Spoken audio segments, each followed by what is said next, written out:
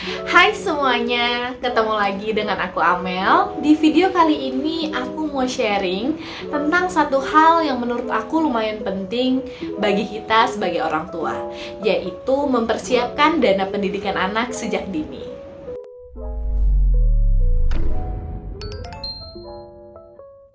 Berbicara masalah dana pendidikan anak, menurut aku pribadi ini adalah suatu hal yang wajib disiapkan oleh setiap orang tua. Aku yakin setiap orang tua pasti ingin memberikan yang terbaik untuk anaknya. Apalagi masalah pendidikan. Pasti tiap orang tua pernah berpikir minimal nanti anaknya bisa mendapatkan pendidikan yang lebih baik dari yang sudah kita rasakan selama ini. Walaupun memang betul pendidikan yang baik belum tentu yang mahal, tapi kan nggak ada salahnya sebagai orang tua kita bisa mempersiapkan dana pendidikan anak kita nantinya dengan baik dan sedini mungkin. Kalau kata orang-orang, lebih baik nanti uangnya kelebihan banyak dibandingin kurang banyak pada saat kita benar-benar harus membayarkan dana pendidikan tersebut, yang ujung-ujungnya bikin kita pusing sendiri cari dana kesana kesini dan malah ujung-ujungnya bisa jadi hutang.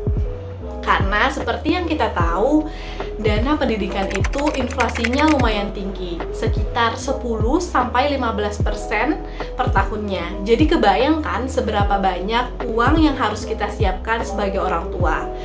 Dan memang untuk menghitung dana pendidikan ini, asumsinya anak kita bersekolah di sekolah swasta. Kalau memang nantinya ternyata anak kita masuk sekolah negeri ataupun dapat beasiswa, ya udah anggap aja itu bonus ke depannya. Tapi kembali lagi, tugas kita saat ini adalah mempersiapkan dana pendidikan anak kita dengan baik. Hal yang bisa kita lakukan pertama kali dalam mempersiapkan dana pendidikan anak kita adalah kita mulai dengan survei ke sekolah-sekolah yang kira-kira kita inginkan untuk anak kita masuk ke sana ke depannya. Nah, buat apa? Ini buat kita tahu seberapa besar dana yang dibutuhkan dan kita bisa hitung future value-nya. Teman-teman bisa survei secara langsung ataupun melalui internet. Biasanya tiap sekolah bisa memberikan gambaran seberapa besar dana yang dibutuhkan untuk masuk ke sekolah tersebut. Saran aku, surveilah ke beberapa sekolah di tiap jenjangnya, kemudian pilih rata-rata atau angka terbesar yang nantinya akan dijadikan target untuk dana yang harus kita kumpulkan. Aku bakal kasih contoh satu perhitungan, yaitu dana pendidikan anak di jenjang TK.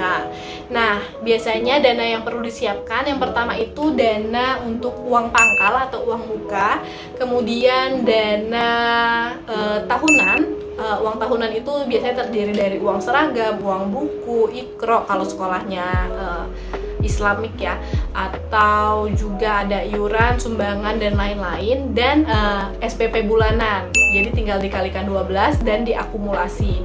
Kenapa SPP aku masukin? Karena untuk TK kan biasanya hanya 1 tahun dan itu adalah jenjang pertama, sehingga sebaiknya diakumulasi. Nah, berbeda kalau nantinya untuk misalnya jenjang SD, itu bisa yang ditargetkan ya udah uang pangkalnya dulu. Untuk SPP-nya bisa dipertimbangkan, balik lagi ke keuangan bulanan teman-teman, apakah uang SPP tersebut mengganggu cash flow bulanan atau enggak. Nah, buat tahu ganggu atau enggaknya, itu sebaiknya dibalikin lagi ke kebiasaan teman-teman untuk menghitung cash flow bulanan, sehingga bisa kelihatan tuh kira-kira nantinya dana SPP ini akan mengganggu cash flow bulanan kita atau enggak gitu ya. Nah, setelah tahu tadi ketiga uang tadi, uang muka, uang tahunan, dan uang SPP, misalnya kira-kira dananya 25 juta.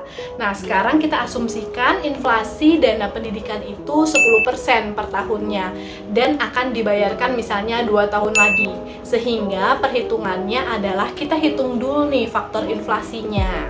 Cara menghitung faktor inflasi adalah 1 plus inflasinya kemudian dipangkatkan dengan tahun. Kalau di case ini berarti 1 ditambah 10% inflasinya tadi kemudian dipangkatkan 2. Jadi kurang lebih sekitar 1,21 faktor inflasinya.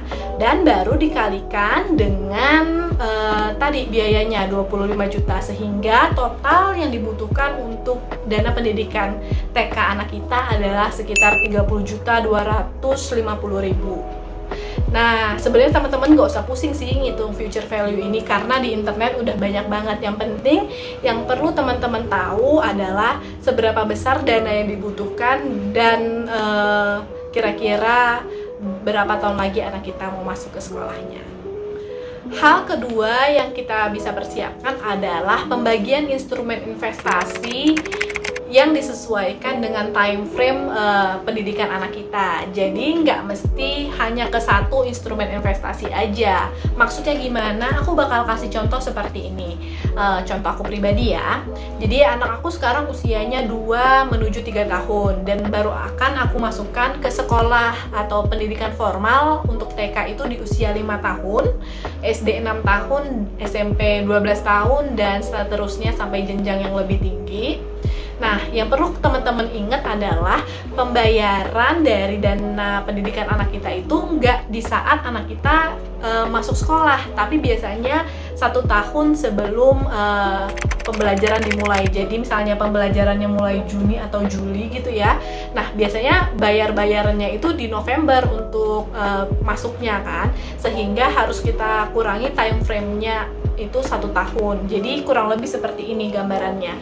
Berarti untuk TK anak aku itu termasuk jangka pendek karena bisa 1 tahun atau kurang dari 1 tahun lagi. Untuk SD itu masuk ke jangka menengah karena 2-5 tahun lagi. Untuk SMP, SMA, S1 itu masuknya jangka panjang karena akan lebih dari 5 tahun. Nah, setelah tahu time frame-nya tadi, barulah kita bisa menentukan investasi apa yang cocok. Nah, untuk dana pendidikan TK, karena waktunya jangka pendek yaitu 1 tahun, sebaiknya ditaruh di instrumen investasi yang resikonya nggak terlalu tinggi. Kenapa? Karena kita butuh uangnya sebentar lagi. Jangan sampai karena kita mau ngejar return yang tinggi, malah uangnya nanti nggak ada gitu ya. Jadi disesuaikan dengan time frame dan juga profil resiko investasi teman-teman. Maka untuk case investasi dana pendidikan anak aku jenjang TK itu bisa berupa deposito ataupun di tabungan aja juga boleh, atau RDPU atau RDPT yang chartnya mirip RDPU. Nah, RDPT yang mirip chart RDPU ini sebenarnya udah aku sempet bikin videonya, teman-teman bisa cek ya. Nah, selanjutnya untuk jenjang SD itu karena jangka menengah bisa dialokasikan ke instrumen investasi yang returnnya lebih tinggi sedikit, jadi kayak RDPT ataupun logam mulia. Dan untuk jenjang SMP sampai S1 gitu ya, karena jangka waktunya lebih dari 5 tahun, nah ini kita bisa lebih leluasa karena pastinya dana pendidikan yang dibutuhkan juga lebih besar nantinya untuk jenjang yang lebih tinggi, sehingga kita membutuhkan return yang lebih besar. Nah, tapi aku saranin ke teman-teman balikin lagi sesuai dengan profil resiko teman-teman. Jangan sampai memilih investasi yang kira-kira nanti kedepannya bikin teman-teman pusing sendiri. Pilihlah instrumen investasi yang teman-teman yakin kalian benar-benar ngerti gitu ya. Nah, contohnya bisa instrumen investasi berupa reksadana saham atau reksadana campuran, atau buat teman-teman yang udah ngerti secara fundamental dan teknikal bisa langsung ke saham, ataupun yang agak lebih gampang peer-to-peer lending. Kurang lebih seperti itu gambaran investasinya. Nah, tapi balik lagi, aku mau ingetin ke teman-teman bahwa kita nggak pernah tahu kan tentang perencanaan dana pendidikan anak ini gimana ke depannya. Maksudnya kita nggak tahu seberapa lama lagi kita bisa menemani anak kita. Mungkin sekarang kita masih sehat-sehat aja, tapi ke depannya kita harus mempersiapkan proteksi untuk anak kita.